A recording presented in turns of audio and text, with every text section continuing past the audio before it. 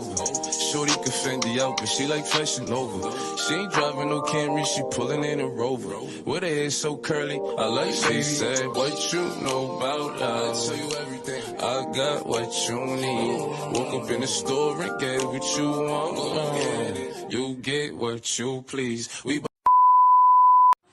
Assalamualaikum warahmatullahi wabarakatuh. Apa kabar semuanya? Perkenalkan, nama saya Muhammad Holil dengan NIM 1882150014, program studi pendidikan bahasa Inggris, mata kuliah filsafat ilmu dengan dosen pengampu Ibu Iswandini Agustin MPD.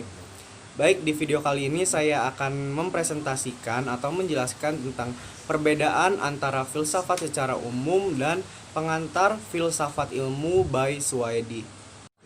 Oke, langsung saja untuk yang pertama saya akan menjelaskan tentang filsafat secara umum. Pengertian filsafat secara umum. Apa sih pengertian filsafat secara umum itu? Jadi, filsafat secara umum adalah suatu kebijaksanaan hidup atau filosofia untuk memberikan suatu pandangan hidup yang menyeluruh berdasarkan refleksi dan pengalaman hidup maupun pengalaman ilmiah dengan menggunakan akal dan logika pikiran manusia. KBBI atau Kamus Besar Bahasa Indonesia diartikan sebagai berikut. Yang pertama, pengetahuan dan penyelidikan dengan akal budi mengenai hakikat segala yang ada, sebab, asal, dan hukumnya. Yang kedua, teori mendasar alam pikiran atau suatu kegiatan. Dan yang ketiga yaitu ilmu yang berintikan logika, estetika, metafisika, dan epistemologi.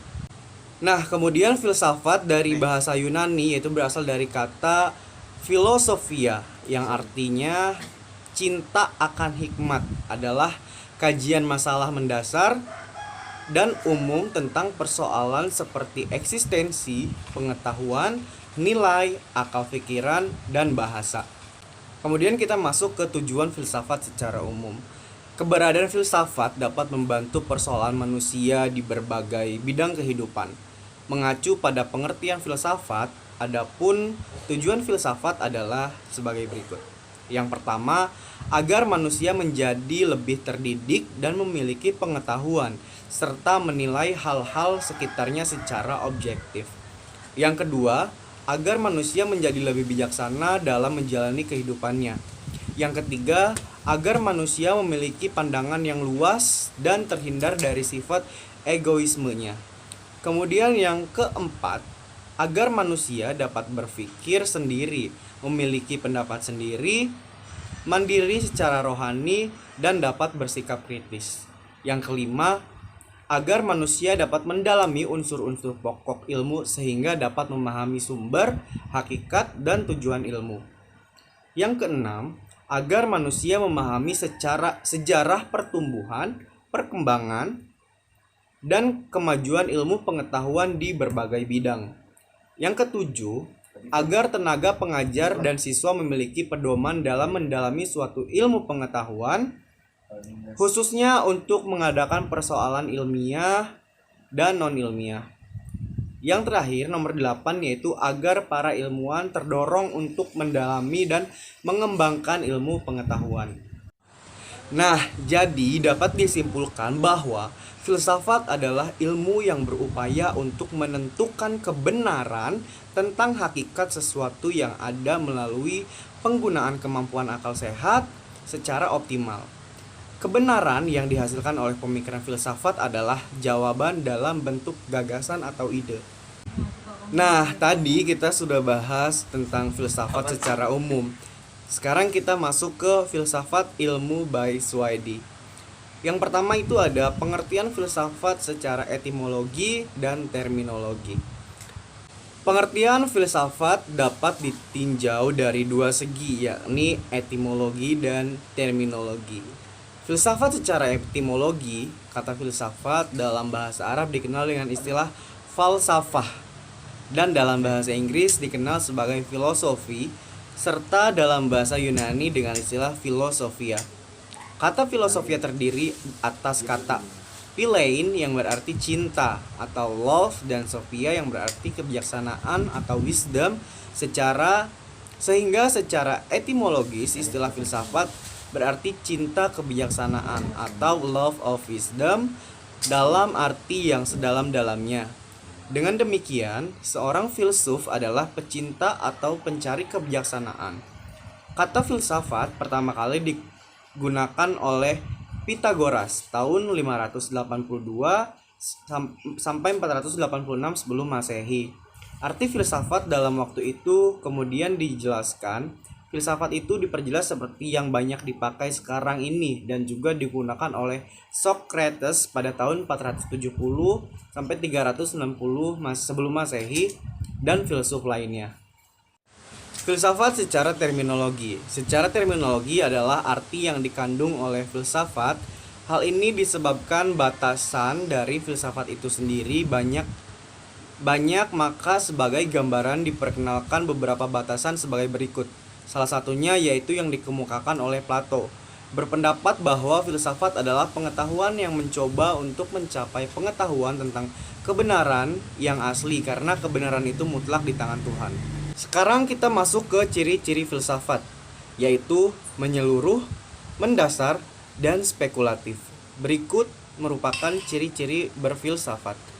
Yang pertama, menyeluruh, artinya pemikiran yang luas karena tidak membatasi diri dan tidak hanya ditinjau dari satu sudut pandang tertentu.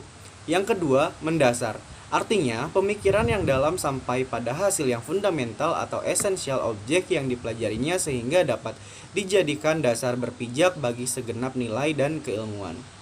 Yang ketiga yaitu spekulatif, artinya hasil pemikiran yang diperoleh dijadikan dasar bagi pemikiran selanjutnya. Hasil pemikiran berfilsafat selalu dimaksudkan sebagai dasar untuk menelusuri bidang-bidang pengetahuan yang baru. Selanjutnya masuk ke tentang pengertian ilmu. Ilmu adalah pengetahuan, namun ada berbagai macam pengetahuan. Dengan pengetahuan ilmu dimaksud pengetahuan yang pasti, eksak, dan betul-betul terorganisir. Jadi pengetahuan yang berasaskan kenyataan dan tersusun baik. Apa itu isi pengetahuan ilmu? Ilmu mengandung 3 kategori, yaitu hipotesis, teori, dan dalil hukum. Hipotesis ialah dugaan, pikiran berdasarkan sejumlah data. Hipotesis memberi arah pada penelitian dalam menghimpun data. Data yang cukup sebagian hasil penelitian dihadapkan pada hipotesis. Apabila data itu mensahihkan, valid, menerima hipotesis menjadi tesis atau hipotesis menjadi teori.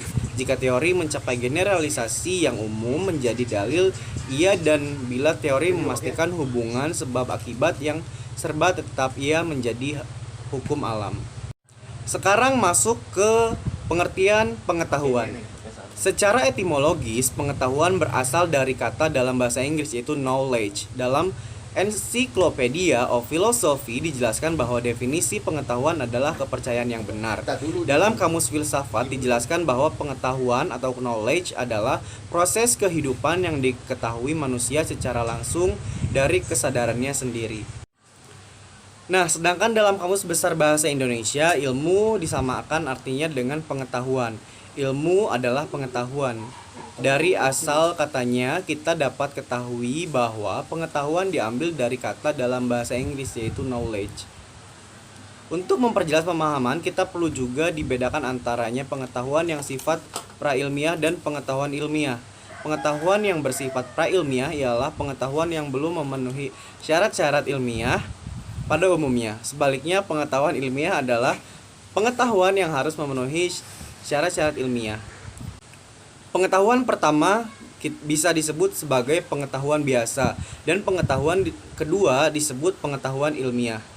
Adapun syarat-syarat yang dimiliki oleh pengetahuan ilmiah adalah yang pertama harus memiliki objek tertentu, objek formal dan materi. Yang kedua harus bersistem, yang ketiga memiliki metode tertentu, dan yang keempat sifatnya umum. Dapat disimpulkan bahwa pada dasarnya pengetahuan berbeda dengan ilmu.